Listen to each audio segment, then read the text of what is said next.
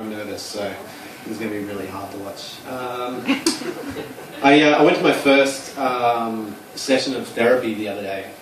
I started doing therapy, and I learned a couple of interesting things about myself.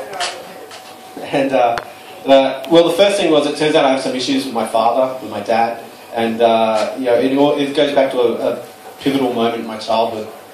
I was about 5 years old. We were all sitting around watching TV, and Dad just got up without any prior, telling us. He said, "Just stay here. I'm just going to go out and buy a packet of cigarettes." And he walked out the door and he left us. Sorry, he came back 20 minutes later with a packet of Winfield Blue. And the rest of my childhood unfolded pretty much incident-free. Yeah, well, I guess the issue was he was a great dad and I loved him. So. The other thing I learned too was that the doctor, he said at the end of it, he said, "Oh, I've got some bad news. The bit about your dad was the good news. Here's the bad news, is that you're bipolar." And it's hard to hear something like that. And so I didn't really know what it means. And so it's devastating to find out you're sexually attracted to polar bears and penguins. I'm glad you laughed at that, because that's essentially about bestiality. Hey, you've got a fan of bestiality in the house. The rumours of the Gold Coast are true. I met my last girlfriend on the internet, and I'm not embarrassed to say that. It's kind of it's pretty socially acceptable now, I think. And with eBay taking PayPal, it's easier than ever. And so yeah, like I like petite girls. It's not for any aesthetic value. It's just I don't want to get raped on postage and handling. It's just easier.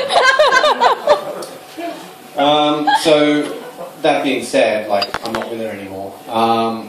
And we had this big breakup about 6 months ago. It was actually pretty tough. It was got really ugly in the end, and I had to sit her down at one point, and I looked at her and I said, "Baby, I fuck you.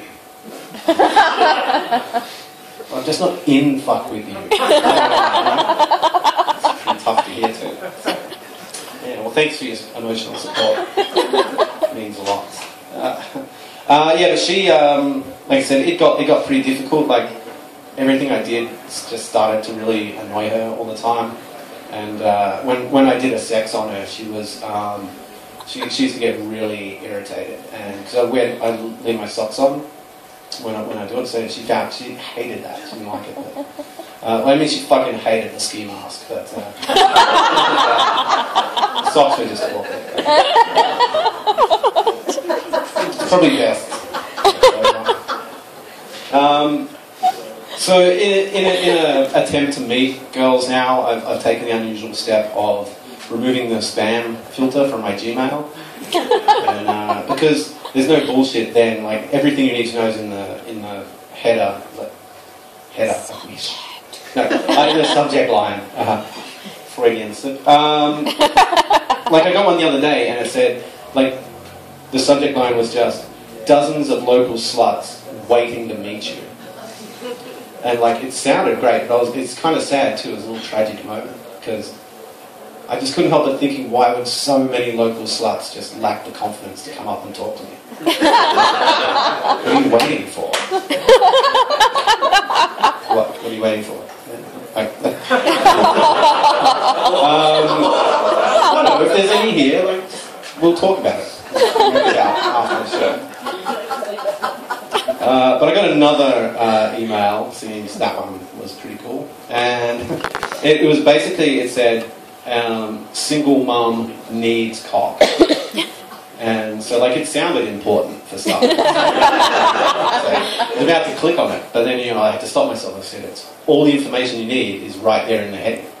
And, it says, "Single mum needs cock." So I thought, like, you're a single mum, you already had cock, and you proved you couldn't use it responsibly. So cock denied. I had to deny that cock. I don't like doing it, but,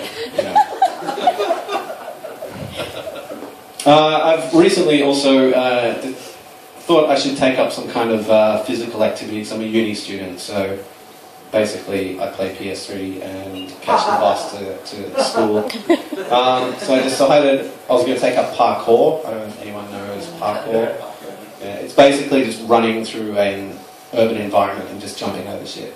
Or as they call it in Orang, resisting arrest.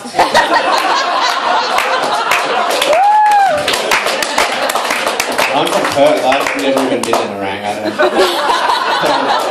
But I hear it's a shithole. It's a regional specific humour thing. Fuck you, Orang. Is it near here? I don't even know.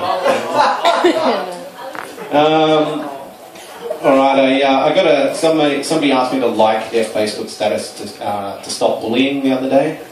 Said, like this and somehow kids will stop being little bitches to each other.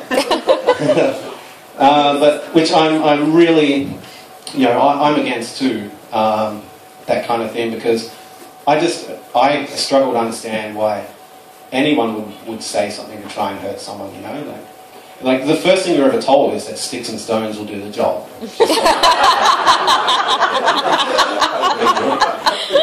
Just like efficiency in kids. But it's pretty hard because I was bullied a little bit as a kid. That's what I'll leave you on, a bit of personal tragedy. That's not the joke bit. I'm trying to warm the crowd off the loser. Yeah, I was bullied. Yeah. Okay, good enough. And it was really tough because it was like 3rd grade and I just moved to a new school, and it was pretty tough because all the boys, they didn't want to play with me, and all the little girls, forget about it, they had nothing to do with me. And it was a Catholic school too, so even Father O'Reilly was like, I like you, but just as a friend. Didn't get molested. It was Nerang Public High School. I don't know.